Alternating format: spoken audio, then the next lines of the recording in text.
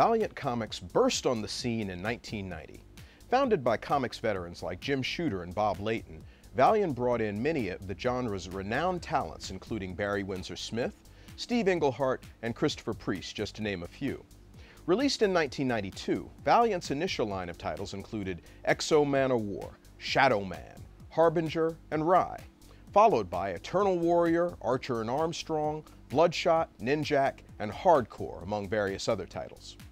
Valiant flourished and was sold in 1994 to video gaming company Acclaim, who successfully transitioned and adapted Valiant's characters to a number of multi-platform video games before ultimately succumbing to financial insolvency and subsequently filing for Chapter 7 bankruptcy protection some 10 years later in 2004.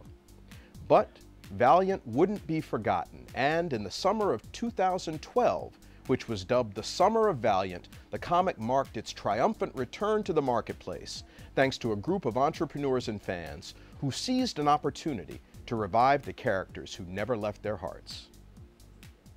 We are in the Valiant offices in New York. I'm Patrick Michael Strange, and I'm sitting with a guy who I just want to worship. He is God to me, because he has rebirthed Valiant Comics. Valiant Entertainment is here. Dinesh Shamdasani, how are you? Nice to meet you, man. I'm good. How are you? Pleasure. Again, I worship you. No. Thanks for coming down, man. The leader of the Geek Gods by bringing us back Valiant. You and your partner, you were a fan growing up. I read all about you. I feel like I know you without even telling me the story. But to me, it's epic how you got into it, how you started it. So Jason Katari is my partner. He's our vice chairman now. He and I grew up in Hong Kong together. We went to high school together. And Jason was a big comic book fan. Jason knew comics. I didn't really know comics. I knew X-Men, Spider-Man, Batman, Superman, kind of the big guys from the movies and from cartoons and toys. I didn't know Iron Man, Fantastic Four, the Avengers. So when I came to comics, everything was new to me, largely. And I gravitated towards whatever was exciting, whatever was cool. Yes. And Valiant was the thing that I kept coming back to. Oh wow. And What was your first Valiant title? My first Valiant title was X-O Manowar #6. It had this amazing cover of X-O punching another dude in armor through a wall. Yes. And I looked at the cover and I had to get it. Yes. And from then the Valiant books were very tough to get. Yes. At that point they were very much sought after. Copies didn't make their way to Hong Kong. So I had to buy the trading cards and Wizard magazine and things like that. Oh yeah. But they never really left us, Jason and I. And we kind of went our separate ways for a little bit. We stayed in touch. Jason was in Wharton. I was at USC Film School.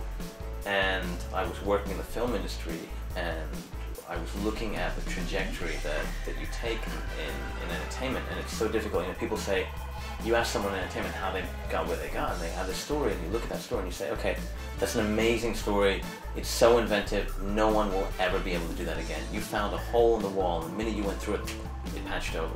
And now someone else has the next person has to find the next way out. So I was thinking about that, and X-Men had come out and Spider-Man had come out, and I was working at Universal Studios at the time, and everyone at Universal Studios was like, oh my god, X-Men made $56 million opening weekend. Yeah, pretty good. It's crazy. The movie wasn't even that good. No one knows the X-Men. What are you talking about? Freaking X-Men. Of course they made $56 million. You had a trailer where Wolverine's claws came out and they said snicked, and you heard snicked for the first time. Yes. That's $20 million in box office right there. Yes. And it dawned on me that there's something going on with intellectual property in comic books, and maybe I was a little bit ahead of the curve. So I called Jason and we put a business plan together and raised some equity, and there was a bankruptcy auction. Acclaim was bought Valiant. Valiant was very big. They're very successful in the 90s, publisher of the year. So successful they got bought by Acclaim Entertainment, a video game developer. Acclaim had problems with their core business, their video games. The whole company went under. We came in and there was a bankruptcy auction, and lots of kind of ins and outs on that. Lots of deception on the parts of the other bidders, and there was a whole trademark thing. And long story short, we managed to get the intellectual property, spent about 6 years building the plan, cleaning the IP, learning the business, brought Peter Cuneo and Gavin Cuneo on board. Peter was CEO of Marvel and vice chairman from bankruptcy to the sale of Disney. And the sale of Disney was one of the best things for us, because what happened was all this amazing executive talent cashed out. They were out there in the world now. They weren't working at Marvel because they had completed their plan. They built Marvel back up, and Marvel now had a parent. Some of the jobs were redundant because Disney had their own people doing it. Others, they'd done what they wanted to do. And Peter was one of those guys where he'd done what he wanted to do, and we got in touch with him. And it's actually funny. The first thing Jason and I did when we got the assets was we got a hold of the Harvard Business School case study on Marvel. It was called Peter Quinney on the Marvel Story. Yes. And I remember reading it was this big, it was like 500 pages. I remember reading the thing and thinking, God, Marvel's so smart. The business plan, which is essentially our business plan, we've tweaked it a little bit, but it's essentially the same business plan, is really, really clever. The management team was amazing. The focus on quality storytelling at that point was very smart. And then to be in a position where Peter was our chairman, we were able to execute the business plan that we put together. Warren Simons, our executive editor, was in Marvel, one of the best editors in the business. Fred Pierce, our publisher, was at the original Valiant, then built Wizard as the president and COO. Not just Wizard Magazine, but Wizard the Empire, all the conventions. Adam Freeman, who's our head of sales, was an Eisner Award-winning retail, one of only 26. Hunter Goranson, one of the best marketing minds in business. So we have this best-in-class team now. Yes. And it all came together in May of 2012 when we launched our first book, X-O Manowar, with Robert Venditti and Carrie Nord. Yes. And things have been going. We've been lucky since then. People seem to like the books, and we're able to be inventive and build from there. To be perfectly honest, when I walked by the booth and I saw that Valiant was back, I was amazed. I was like, I had thought it was gone, and to see that all this stuff is back, the stuff that I loved, makes me happy. At one time, I was buying Valiant over Marvel and DC. The storylines were crisp, very good, kept you enthralled in the books. I loved it. I read a little bit of the early Valiant, but that was after the new stuff came out over a year ago. Because of the new stuff, it intrigued me to the point to go back and see what a lot of the new stuff was loosely based off, or what they were going off of. The thing that I like is that it's all combined, like the shared universe that Valiant has. Coming up this year is Unity. Unity is a hot word, key word for a Valiant fan. With that coming up, X-O and Harbinger and Harada and Eternal Warrior, it's just everything just kind of, the seeds planted and the tree is growing. All of the branches are all going to go back to the stump, and it's just awesome that there's just the interconnectivity and the interlocking of the titles, and it's going to be awesome. I definitely do have one of the best jobs in the world. I'm the executive editor of Valiant, and what I do is I work with the guys upstairs, the whole team, to help get comic books out the door every month. Comics are basically broken down into 5 unique disciplines: writing, penciling, inking, coloring, and lettering.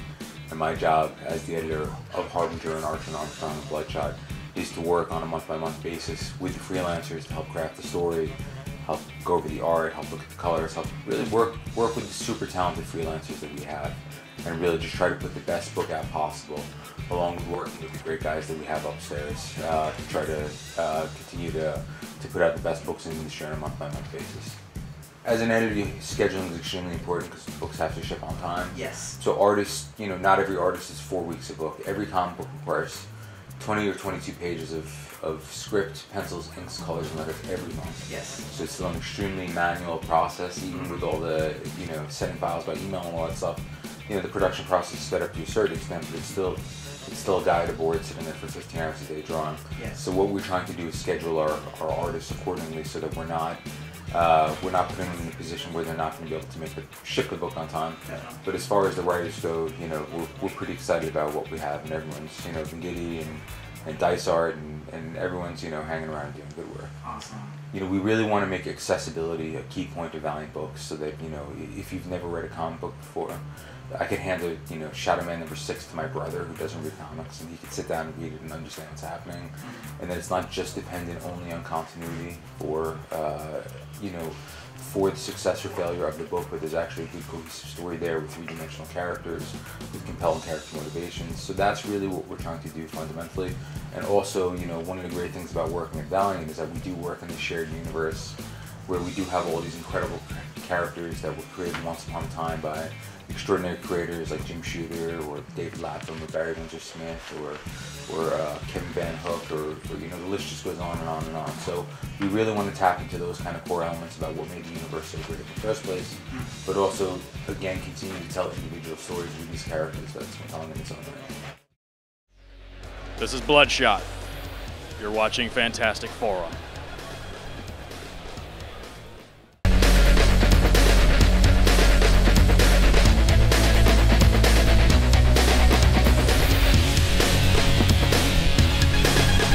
Welcome back to this Fantastic Forum special on Valiant Entertainment. Since the 2012 summer of Valiant, the company has been making a big splash. Valiant partnered with the US Luge team, who wore designs based on X-O Manowar. The uniform saw action in competition during the 2012 World Cup in Innsbruck, Austria. Valiant was also honored with the Diamond Gem Award as Publisher of the Year. Now, on to the character spotlight.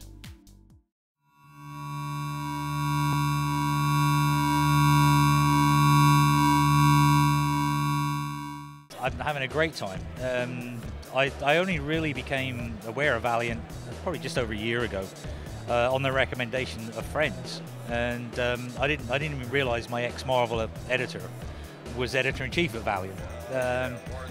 Yeah, that's right. And I went along to the Valiant panel in New York, and I was just kind of blown away with the enthusiasm of everyone in the audience and the creators on stage. I picked up the books and read them. I think they were some of the best comics coming out now, story-wise and art-wise, in a sort of a tough field at the moment because there are so many titles. I really thought they stood out. I was blown away by the first issue of Harbinger. You know, what is it about that particular book that you find attractive?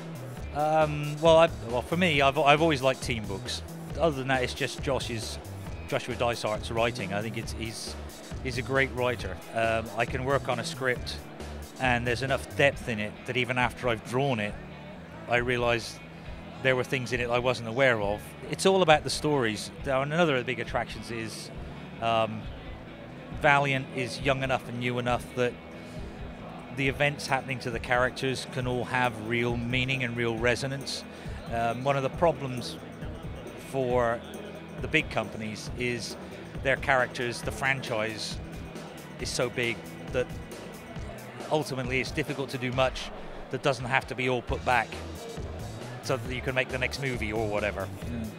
Now, what about in terms of Harbinger? I mean, where do you, where is it going? I mean, you know, what's any tips that you can give us, or talk to the audience about any plot points or anything? I don't want to ruin the story for anyone. I will just say it's very full of surprises. It's very clever. Josh is just doing a great job. Why do you think that this book has become as popular as it is in such a short time?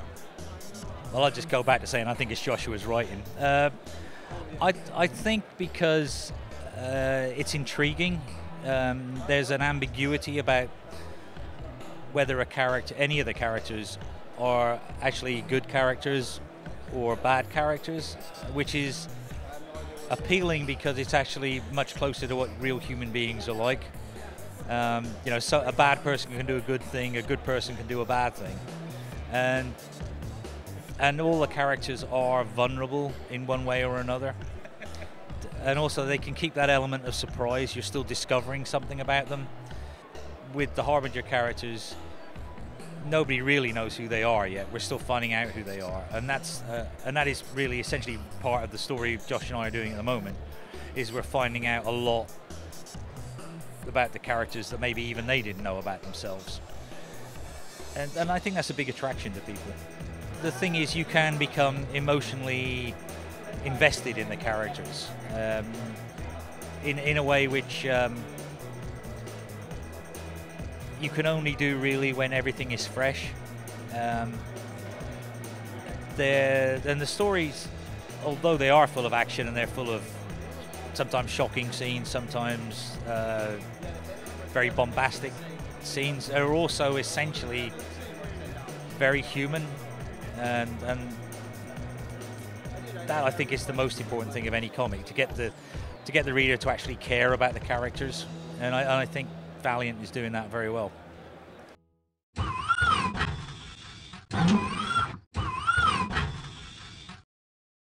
The core concept was always the same from the original Valiant universe. Like, Valiant sort of started up again in May of 2012. They launched with 4 core titles, some of their big properties from the original Valiant universe, and they wanted to keep the core concepts the same, just sort of update it for more of a modern readership, because these characters hadn't really been around in about 20 or so years. And so I retained the core concept from the original series, which is this idea that you have this 5th century Visigoth warrior who gets kidnapped by aliens and taken into space. He's held as a captive aboard their ship for several years. He escapes with their highly advanced suit of alien armor, and when he returns to Earth, due to time dilation, it's the modern day. So he's at once the most technologically advanced and the most primitive human being on the planet. And so that's sort of this great, really genius high concept that has been with the property since the beginning. And so I took that and just sort of, like I say, expanded on that, fleshed it out in terms of who the villains would be in the series, updated it a little bit for the modern day, but really tried to stay with that because it is such a really good high concept. It's one of those, if it isn't broke, don't fix it kind of things, you know. So, and that's kind of Valiant's mission statement with all the books they launch. They want to retain the original core concepts, just sort of, you know, modernize it kind of thing. So, where are you sort of thinking about taking the character? I mean, yeah, I am hopefully going to be on it for the foreseeable future. You know, we have plans that are definitely, you know, sort of the end of the current arc that we're working on, which is called Planet Death. We'll end it at issue 14.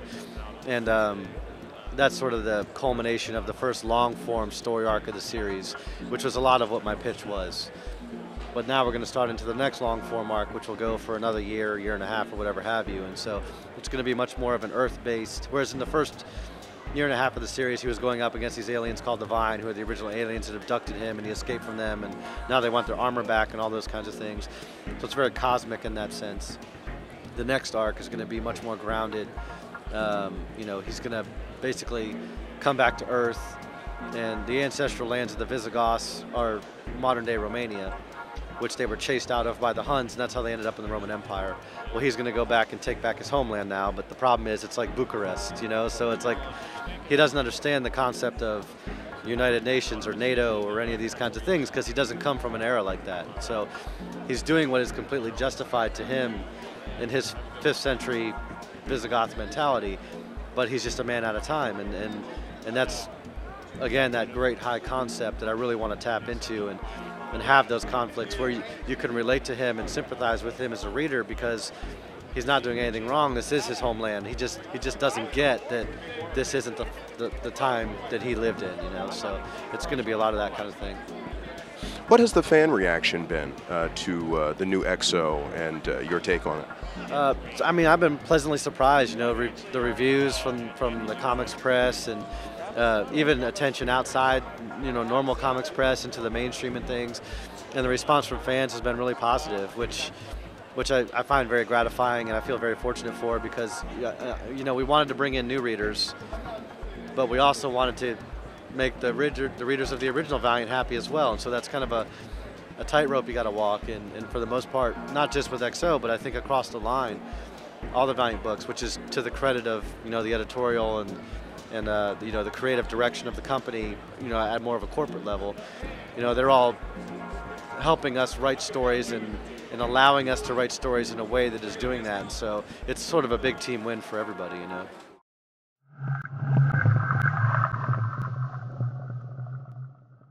Bloodshot's just an absolute wrecking ball. He's amazing. He's basically a soldier filled with nanites. He can talk to computers. He can heal. He can shapeshift. He's really a one-man a wrecking crew. It feels fresh. It feels original. It feels grimy and gritty and dirty. It feels like they are trying to analyze our world through the comic book medium. Every one of these books has a theme. They all mean something. What is Harbinger about? It's not just about psionically powered kids versus some evil, corrupt guy. It's about the disenfranchised youth of America going up against corporate entities that have disenfranchised them. What is Archer and Armstrong about? It's about the 1% using religion to denigrate and decimate the 99% population. You know, and Bloodshot, what is that about? It's about private military corporations gaining far too much control over the military-industrial complex. All of these books revolve around something that is going on in our world. They illustrate as how there's something wrong with our world. And it doesn't really make a judgment about it, but it addresses it. And that's really the way to go, because if you try to make a judgment about it, you're preaching. And there's a lot of books out there that tend to say like, oh, you shouldn't do this, or you shouldn't do that. Well, who are you to make a judgment about that?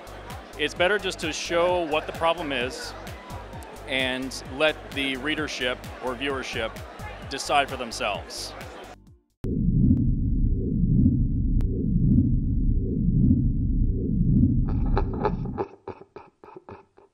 About Shadowman. Shadowman is about a guy named Jack Boniface who comes to New Orleans looking for his past. Basically, his mother died at a fairly young age. He never knew his father. He starts tracing back his mother's footsteps, and it ends up in New Orleans. And it turns out he's an heir to the legacy of the Shadowman, which is a Loa that possesses members of Jack's family and helps them fight evil, basically. Yes. And there's quite a lot of other stuff going on with it then, but that's the short version of it. I really enjoy how you've kind of incorporated a lot of like New Orleans culture and a lot of that dark mysticism, voodoo. Mr. Twist, he shoots like these flesh things off of him. It's super cool. I love Mr. Twist. Mr. Twist is Mr. awesome. Twist has been kind of, I want to say controversial, but like people either really dig Mr. Twist or they think he's the stupidest thing they've ever seen. I think the fact that Mr. Twist went and got himself a fly suit was the funniest thing ever. Yes. Apparently not everybody shares my sense of humor, but my thinking is, you're this demonic creature and you just got to Earth. You're going to live it up a little bit. Hell yeah. So, you know, he gets a little kind of a pimp style going on there. Yeah, But I was loving that. I got that joke. And Baron Zamidi, his introduction, and this henchman that is now embodying Baron Zamidi in our world. For me personally, I want to know a little bit more about that guy before he now incorporated this guy, but it seemed like, you know, you just brought this guy, he's just this badass, taking out, you know, the mafia guys, but now Baron Zamidi takes over. If there's one critique, I was like, I wanted to know more about that guy before he took over him, but now too. There's Baron Zamidi in him. Dark is in there, which Dark is so cool. I will in the new I will relaunch. say this about Baron Samedi and Saturday, which is that guy's name. Okay. Which it's not in the Yeah, comics. There's exactly. no, I there's didn't no know. reason you should know that. But Okay. that is in fact his name in the comic. Which Awesome. Baron Samedi means Now you know, and I know. Baron Saturday in French. Okay. So, the original idea was that guy was going to be a worshiper of Baron Samedi and would not be Baron Samedi for a while, and just the demands of the plot kind of sped it up. But I will say this. The guy that you find on Earth is both Baron Samedi and Saturday. It's a combination of the two, so you will get to see some of his personality, and hopefully he'll be back down the road. So it's a character I would like to have again. So That's such a badass character. I was like, wow. That was largely Patrick Zurcher's work on the book with him, so it was pretty badass. So. Yeah, Patrick Zurcher, a phenomenal artist, and he's doing a bang-up job on the title. Maybe some tidbits that we can expect. I know Shadowman #0 is getting ready to come out. And the advanced word I heard on that is... Shadowman 0 is good. I realize I wrote it, but I'm a big fan of it. I think it's probably the best work I've done on the title. Okay. It's different. It's more of a kind of a gothic tale, and I mean that in the classic sense, not so much the Listen to the Cure sense. But it tells you, you will learn a lot about Master Dark and who he is and why he is the way he is in that issue. Awesome. And this will eventually relate back to the Shadowman legacy, but you just... give me some patience to get there. There's a whole big backstory that needs to be told yet that we haven't gotten into. So 0 will be the first of that. This arc, we will get to see what Dark is doing to the dead side, and it's not pretty. And Jack really gets his life basically. So You already took away the waitress. Yeah, Like, it only gets worse from here. Yeah.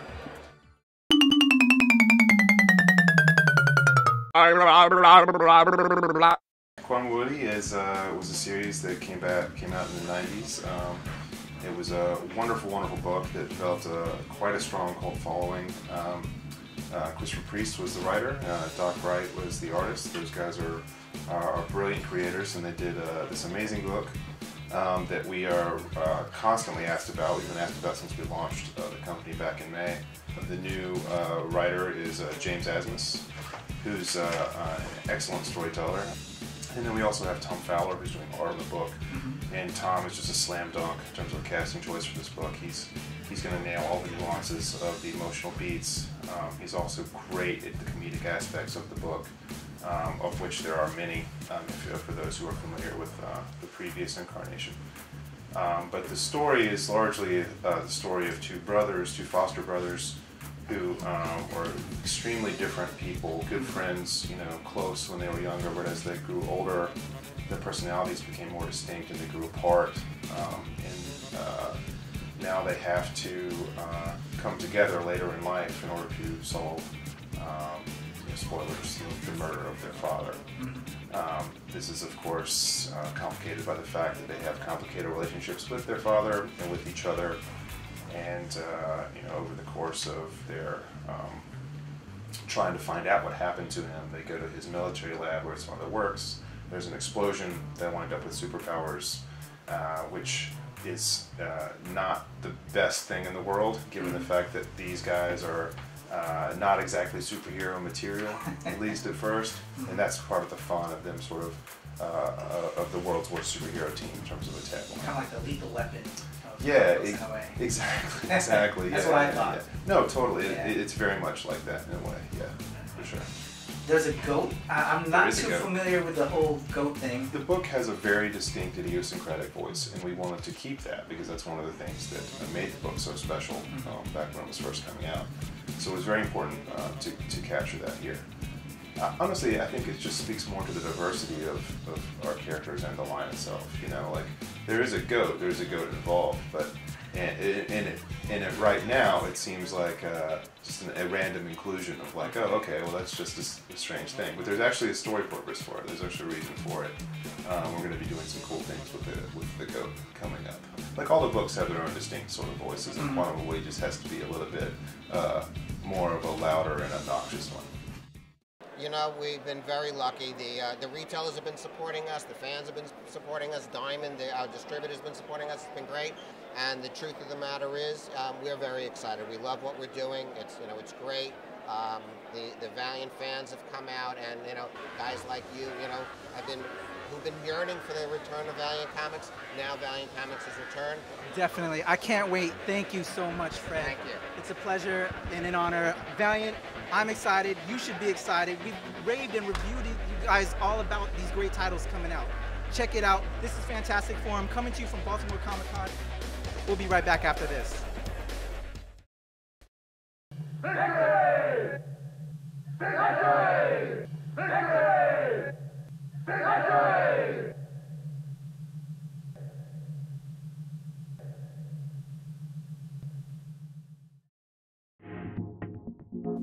Join the Fantastic Forum fan community on Facebook and follow us on Twitter for all the latest news and updates.